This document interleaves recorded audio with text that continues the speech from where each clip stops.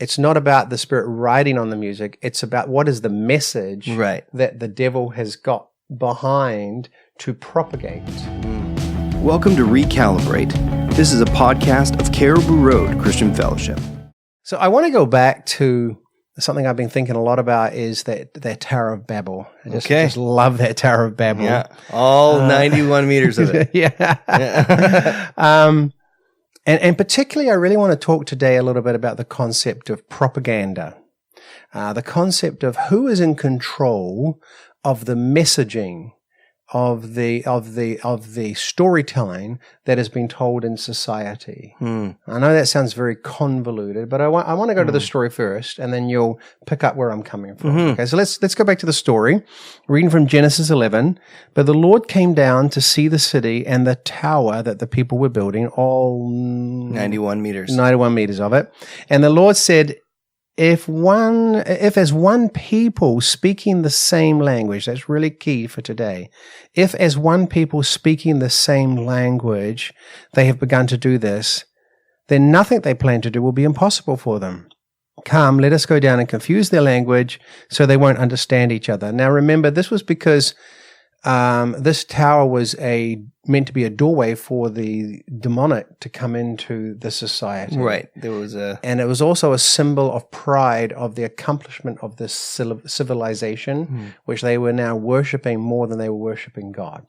So it's about a false god, a antichrist system being established. Right. So God's coming down to destroy it. So the Lord scattered them all over the earth, and they stopped building the city. And that's why they called it Babel. Babel means a gateway to God in the ancient language, and then in Hebrew it means confused language. So it's a play on words.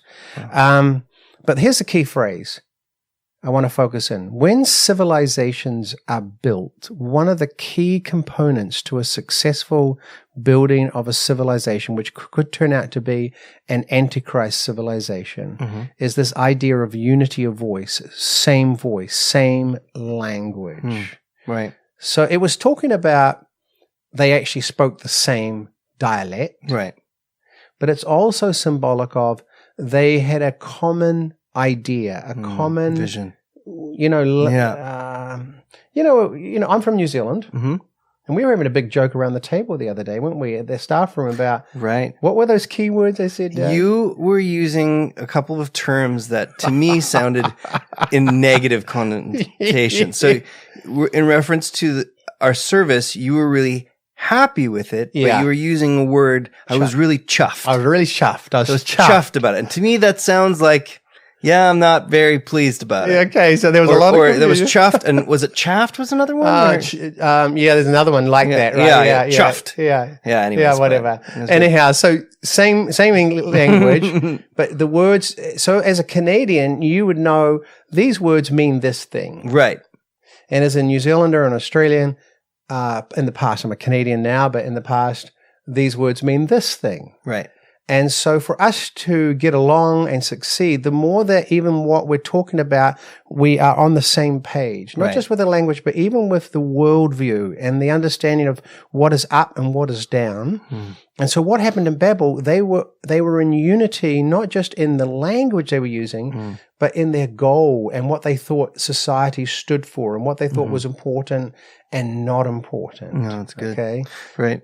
One commentary I read on that, and I think we touched down on this last time, was that God felt the need to intervene because his overall plan was for this to happen in the future, in the fruition of Revelation. Right. So when the actual Antichrist comes and there is an actual one world power, one world government or whatever, that is the appropriate time for the earth to be speaking in one language, one voice. So this was, in a sense, seeing God has a plan from that point, from Babel to the very end. And this was happening before its place in history. And there's been many civilizations that have sought to rise up before the last one. The ultimate one will be the one under the Messiah, Jesus Christ, of course, where we'll be all speaking one language. But yes, this has been a key component to civilizers rising, is this idea of one language. And probably the one that we know are most familiar with this is Nazi Germany. And they had a particular ministry just given to this, the ministry of propaganda, which just means, the word propaganda means to propagate an idea and make sure everybody buys into the idea. Right. So they had a ministry, a department that was solely focused on propagating the Nazi value system to the German people. Like people often ask the question, why didn't the Germans get it? Well, they were being indoctrinated with a worldview. Right. And they were in a bubble, right? And they were in a bubble. That's the key. So Yeah. what they did is Goebbels, who was the minister of the propaganda in Germany, one of the first things they did is they gave every family a radio. Wow. Which in those days was like giving everybody a 45-inch smart TV, right? It was like really advanced technology. So they gave everybody a radio, but it was fixed to the one station. One station. You got it. That Yeah. was fixed to the Nazi propaganda stations. Wow. And people were actually required to listen at a certain time. The goons would go around and you were required to listen to the propaganda. Huh. And then the Germans were brilliant the Nazis were brilliant in terms of they got into film. They hired professional directors to make propaganda movies. And so the German people were just overwhelmed with this singular language, these wordings, these sayings that a singular influence too, that right? influence them and change their thinking. But the biggest way they did it, and we're going to talk about this in a few minutes, was through the education system. Wow. Okay, so you remember you saw it with communism. They do the same. They wear the red scarf around their neck, like with in communist regimes, and they take the children and they teach the children to go against the parent. They say the parent's way of thinking, you got to pull it down. Right. And they indoctrinate children at a young age. And the Nazis did this with the Nazi youth. Indoctrinate them at a young age. Teach them, knowing that in the next generation, they will all be thinking the same. They will all be speaking the same. Wow. Yeah, pretty powerful stuff, isn't it? That is. It's crazy. Yeah. It's creepy too.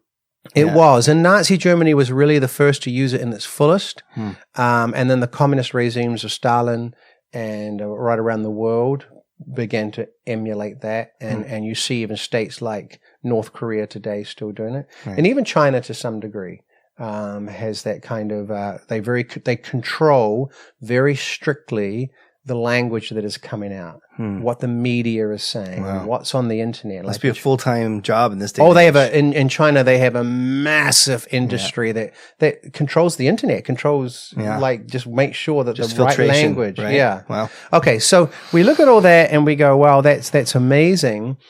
But I feel in North America, we need to be alert to the fact that this is happening here in North America as well.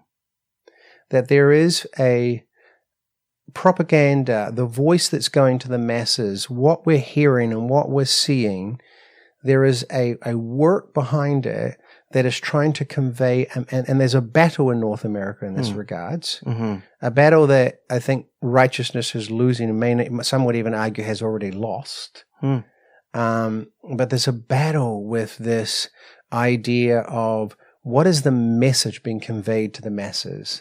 What are we trying to convince them? What are we trying to propagate to them that they would believe it, that we become a united society around these ideas? The Bible talks about Satan. He says of us, you were dead in your trespasses and sins in which you used to live when you followed the ways of the world and the ruler of the kingdom of the air, the spirit who is now at work in those who are disobedient. So he's saying, listen, when you were sinners, you didn't even discern any of this stuff. You just heard and you followed. You bought into what the spirit of the power of the air was doing. Have you ever heard that phrase before? I have. Okay. I'd love to really to unpack it more, actually. Just, what exactly in cultural reference did they refer to? Would it have to do with communication? Did it have to do with influence and ideas, the ruler of the air? Because in reference to flight, right? So, yeah. what does that mean? Just hovering above you, or does that mean he controls the airways? Well, he does say you were in control. You were controlled by it. You were influenced by it. So it does seem to have something to do with communication. Right. Wow. Yeah. When I grew up, my mum was really big on that verse because she was very strong against rock music. Oh, was and she? Discos. Yeah. Because it was the age of discos when I grew up. Of course. Awesome age. Yeah. And She said, the spirits get through in the air on the music. The evil spirits ride on the music. Have you ever heard that before?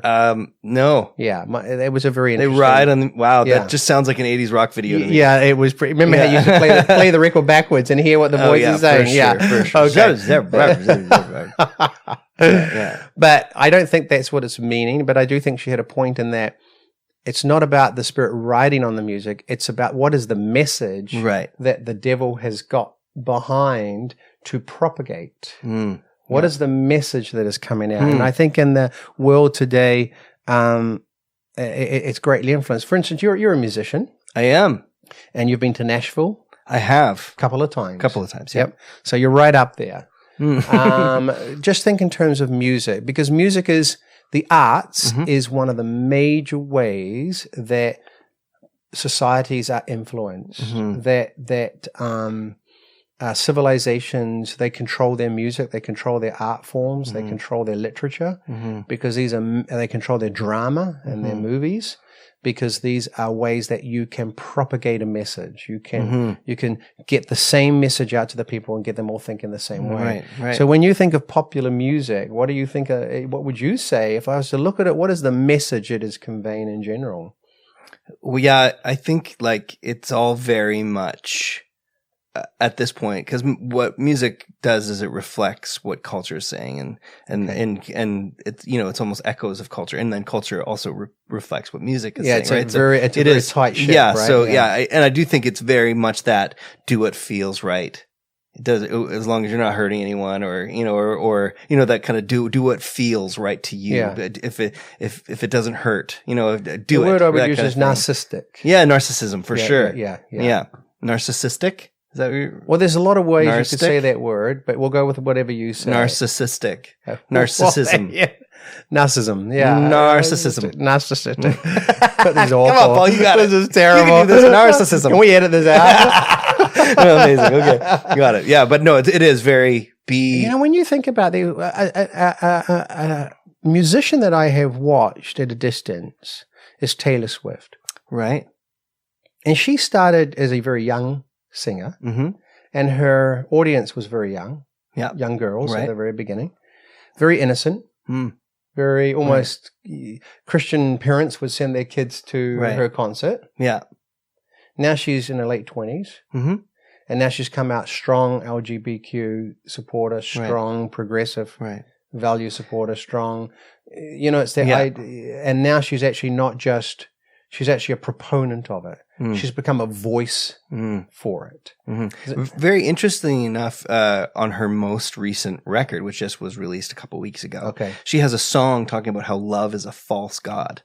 Oh, interesting. And I'll serve it anyway. Right. So very, very interesting, just as in, just. Well, that would be a different thing. Culture, I mean, I told my kids, because they listen to a lot of secular music, and I always, so I want you to listen to Christian music too, and not Christian, but worship music. Christian music, I'm neither here nor there about, but worship music. But I just noticed, I said, guys, it's just amazing how many of these songs are about love. In relationships, because I think in the 60s and 70s and 80s they weren't as much. There was a much greater variety of themes. Yeah, but now it's just so much. Maybe there it's was just an innocence though too that through that where it's like you begin to cover on subjects, and then it was okay to sing about certain things, and then that becomes boring culture, right? And then it becomes pigeonholed in what people focus on.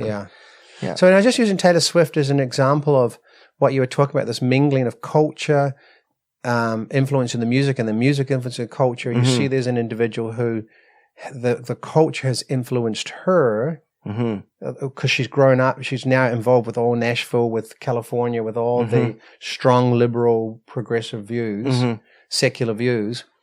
And now she's become a proponent for it. Right. Now she's an advocate for it. She's a voice to that whole group of people who follow her. And I think that's true. The vast majority of media, TV, I mean, how do you navigate, Luke, TV in your family? And not just with your kids, because your kids are young, but as adults. I mean, there's so much stuff that is good, but in the middle of it, there's so much junk. Yeah. Not just even in sex scenes or any of that kind of stuff, but more the message Right. it is producing, or the underlying concept it's trying to teach you. How do you navigate that? Yeah, it's just one of those things where I think partially, like, Jamie and I have a really just kind of high standard Okay. in what we enjoy. Tell us about that. I really want to hear more. Well, it's just like we'll find a show that we realize also that we're very hard to please, and it's also very hard. Because you're artistic by nature. Yeah, but, and also very very different tastes. So we will settle on a show that we enjoy and watch. But if something is, if it's too much in one way or the other, we'll just drop it. It's too dark, just no. I think we tried to actually watch Breaking Bad, because everyone said, it's the best number one show of all time or whatever. And I feel like we maybe made it to midway through the second season. And we're just like, we just can't do it. There's just no redeeming qualities to this. Redeeming quality. Yeah, it's just kind of it's a very depressing. Very, series, very, and very well done, of course. But it's just one of those things where we, so we'll go through seasons where she'll maybe watching a show and I'll do something like play video games or whatever. I do admit they have, a lot of these shows do have, if you're very smart, very good teaching points, or points to stop and say, okay, what is this character doing, and how do we view that as believers in Christ? What is their value system? What is helping them navigate it versus how we would navigate it? But and also allowing the Holy Spirit to speak to you, because if I just feel like the Holy Spirit in me is grieved, then I'll just shut it down. You got to get out of it. No, I'm not gonna. Yeah, it's just not worth it to me. But we have to be careful, because I think we are always in an environment. We got to realize that the spirit of the air is always propagating in this generation. And I just think one main thing I really want to get across today is, listen, there is a propaganda out there, and I don't think it's by an individual in Western society. It's not a state-sponsored program like North Korea. Right? Yeah. Okay, so it's really obvious. No, it's true. But this is the spirit of the power of the air doing this, and there is a battle. And but in the area of the arts, for the most part, I think we've lost it. I think that the propagation, when you watch a movie, there's going to be a gay scene, there's going to be an abuse scene, there's going to be, it's almost like so it's culturally applicable. Yeah, it ticks those boxes for they actually have to put all the, they have to measure out the diversity of the characters, they have to measure out the gender, and it's like they've got a propaganda sheet that says you've got to put these things into this movie. Wow. Or we're not going to touch it. Or we're not going to show it. You're not going to get on TV, right? So I feel like in many ways we've lost that. We've lost the other area. I think that propaganda is very strong. We alluded to before, and I know this is an area that interests you because your wife's a teacher. Is education? Wow, yeah. Because the enemy of the ear knows that if you can get children into a certain worldview at a young age, it can be broken later on, and often is broken later on. But it's not easy. Yeah. I've read an article in the Maclean's magazine for Canada, which is really well written, about social justice in schools and teaching children at a young age to protest against oil pipelines and all this. And I'm not commenting on the rights or wrongs of an oil pipeline. I'm just saying you're taking very young children and propagating to them a worldview and then asking them to act on that at a very young age.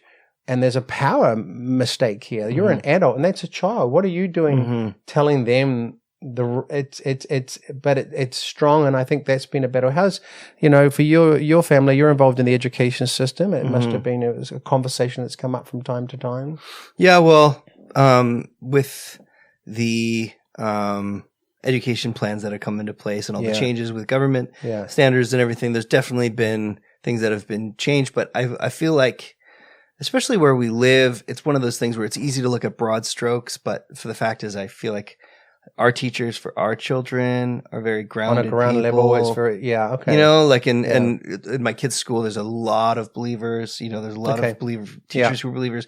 My wife is obviously a believer, so she allows that to filter in her teaching. And although there's certain points that she has to approach, she approaches it in a very kind of spirit-led way and that kind of thing. So and a lot of what is being taught, I'm not saying it's wrong either. I mean, things like tolerance or diversity are realities. So we have to learn how to operate in this kind of society. To dream of going back to a homogeneous white society of many years ago is just like a joke. Right. Well, this is the world, what we are. And we got to learn, we got to be able to work with people really, really well.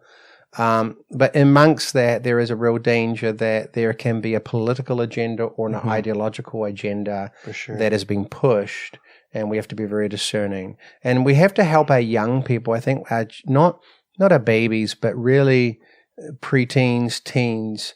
We have to be in conversation with them, helping them to discern truth from lies. Right.